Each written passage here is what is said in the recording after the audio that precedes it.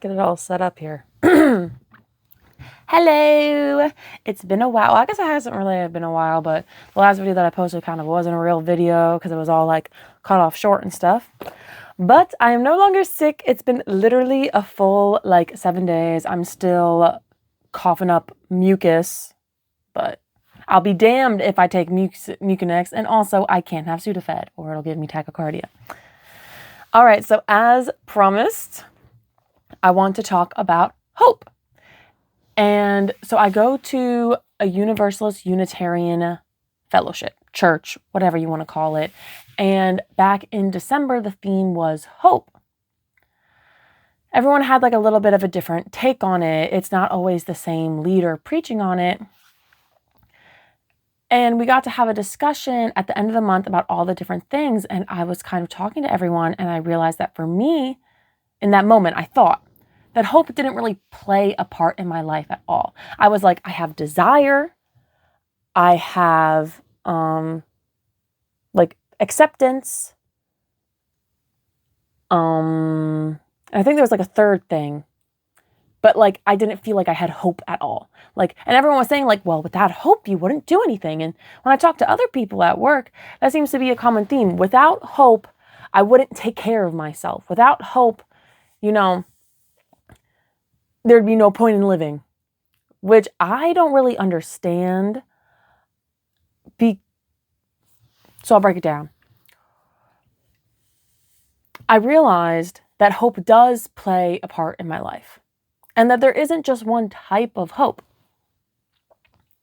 Through one of the sermons, it talked about hope being the last thing out of Pandora's box, and it was actually a translation to expectation called Elpis or something like that. And I'm realizing, oh wow, hope does play a big part in my life.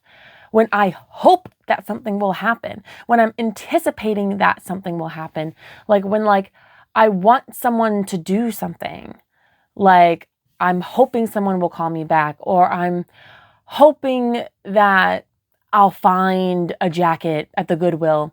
I'm having this mental ideation, which is ultimately an expectation about the thing that I want. And I've noticed that for me, that type of hope only plays a negative role in my life, because there's slim to none chances where what you hope for is what you get. I also realized that when you hope, when you engage in the act of hoping, it's an expectation. An expectation locks you into a certain framework and fantasy. Let's say you hope you're going to get a raise at your job. And so you're hoping, for me even, hoping that it will be an extra $2, $3, hoping that it will come in a certain amount of time. Usually when you hope for something, there's a lot of fantasizing happening in your brain about what it's going to look like, what it's going to feel like, when it's going to be, how long the good feelings are going to last, the benefits that thing of you getting is going to bring you. And it limits your experience by locking you into one set of expectations. When in reality, maybe you have a need or a desire, and there are unlimited, there are unlimited possibilities for how that need or desire could be fulfilled. So, let's say the need is for a winter jacket. I don't have to find it at the Goodwill. I don't have to find it on that day. I could get it in a hand-me-down. I could get it from someone leaving something behind at work. I could get it in many different ways. But when you have a hope, when you're hoping for something and you have that expectation and you fantasize about how it's going to come along, you set yourself up for disappointment. Because me and my friend were talking about it, and the cynicism that comes with that, oh, I don't want to be let down ever again, so I just won't hope for anything. I won't think positively. I'll always expect the worst, and that way I can never be let down. That's not what I'm saying. You don't have to be a cynic to not participate in the act of hoping and locking yourself into an expectation. You can still have a positive outlook and trust yourself that things are going to be okay. And that takes us to the second part of hope, that there's a very different feeling when you're saying, I'm hoping and I have hope. Hope as a noun, and I literally looked it up on Google. One definition was about expectations and one definition was about trust. When you have hope, to me, essentially that's like saying, I have trust. I have hope. I trust in the universe. I trust in myself. I trust that whatever is going to happen is going to work out. And I've noticed that hoping only really works for people who have religion that also gives them hope. So they could participate in the act of hoping, get their hopes let down, and then reroute back to just having hope, saying, oh, well, the Lord knows what's best.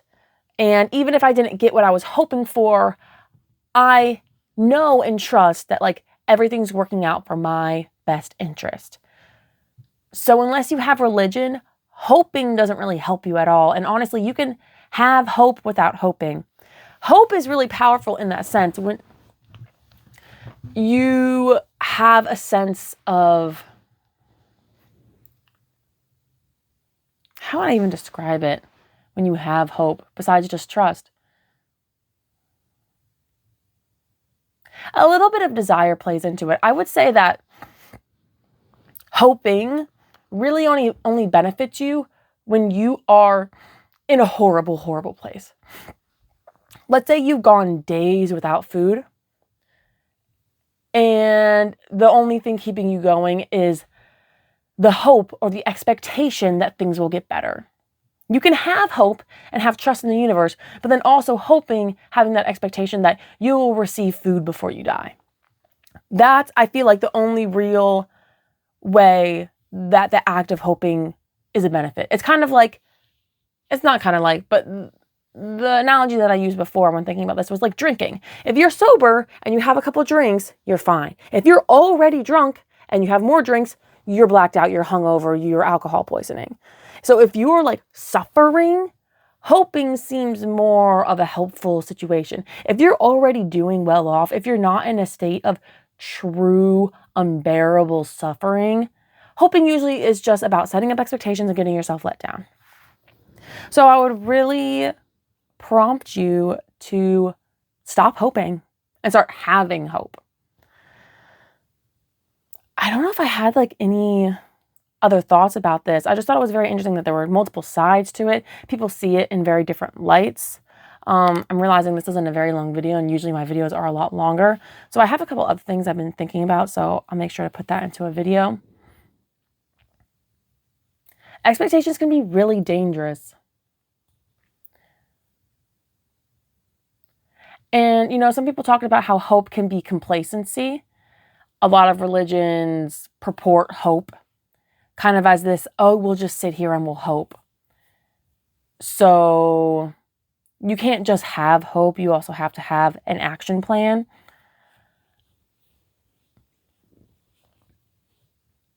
I think if you're hoping for something, you don't have to tell yourself that hoping is bad, but using that information as I'm hoping for a raise. Okay, so the desire is more monetary income. What are other ways that I could search that out to get that need met? Kind of like how naming feelings, it's all just information. For me, I don't struggle with jealousy too much, particularly because when I feel jealousy, I say, I feel jealous. I'm jealous. And then that just tells me what I want. It's information for me about what my desires are, what my dreams are, maybe what my hopes are. But then the hopes kind of lead back to desires and needs. Maybe you're jealous of someone's house, jealous of their garden, the way they have it all set up. And it's oh, I'm jealous because I hope I'll have this one day. Okay, so my expectation is that I'll have this one day. What does having this thing actually fulfill? Is it about safety, security, autonomy, sustainability? And what are ways that I can work towards that isn't locking me into this, I have to have it this way or I won't be happy? Because I am a perfectionist. I have really deeply ingrained perfectionist tendencies. I think probably a lot of it comes from like hoping and fantasizing and idolizing different versions of myself, different versions of my life, thinking that there's a perfect way to do something, a right way to do something. If I don't do it, then I won't have that sort of happiness, which is only true if you make it true. And I'm working on deconstructing that, like realizing that like the way I fantasize about my life in the future, while it is useful information for me to have about what it is I desire, it ultimately brings me a lot of suffering to think about these things that I want, that I hope for, that I don't have currently. But at their core, I could be taking real actions to work me towards those values. So like, I imagine having my own land and having this commune and having all these people here. And I get really worried because I have this particular vision of it. And if it's not close to that vision, I just know I'm going to be so devastated.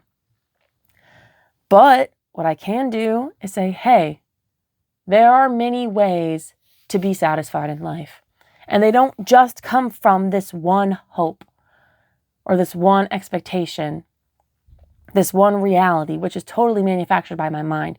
Because when you have hope, you can know that you are going to be taken care of regardless. Even if you don't get what you hope for, I feel like this sounds so confusing. Even if you don't get what you hope for, when you have hope, you know that you'll be okay anyways. Like, kind of like realizing to yourself that like that hope is not meant for you if it doesn't actually come to you. And then having that trust in yourself and in the universe and in life that things will unfold in a way that is best for you. Because it's like, you know, you want to, like, so many people, they compare their lives to each other. Like, oh, I shouldn't have gone to college, or oh, I should have gone to college. I should have taken this life path. I should have taken that life path. I want this. I want that. Like, I was hoping for this. I was hoping for that. But our life experience are so important to who we are and inform who we are. And like, so many times people say like, oh, I wish I'd done this. Oh, I wish I'd done that. If you had done that thing or hadn't done that thing that you wish that you had or hadn't done, you might be saying the opposite right now.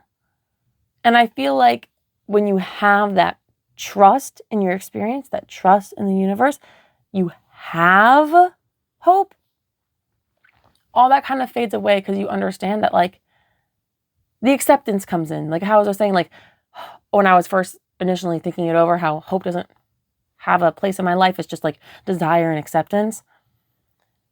You can allow that acceptance to come in, that like where you are is okay. You can accept where you are. And like, just allow the universe to open up to you. I feel like when I'm really in a flow state of life and I'm not so caught up in worrying and I'm not so caught up in my phone, life just happens to me in such a beautiful way where it's just like one thing is unfolding right after the other and it feels so natural. And it'll be things as simple as like driving and like all the lights being green or like finding the right thing at the right store. But then when you're not like stressing about expectation and you let life happen to you, it is such a beautiful experience. And when you let life happen to you, it feeds your hope.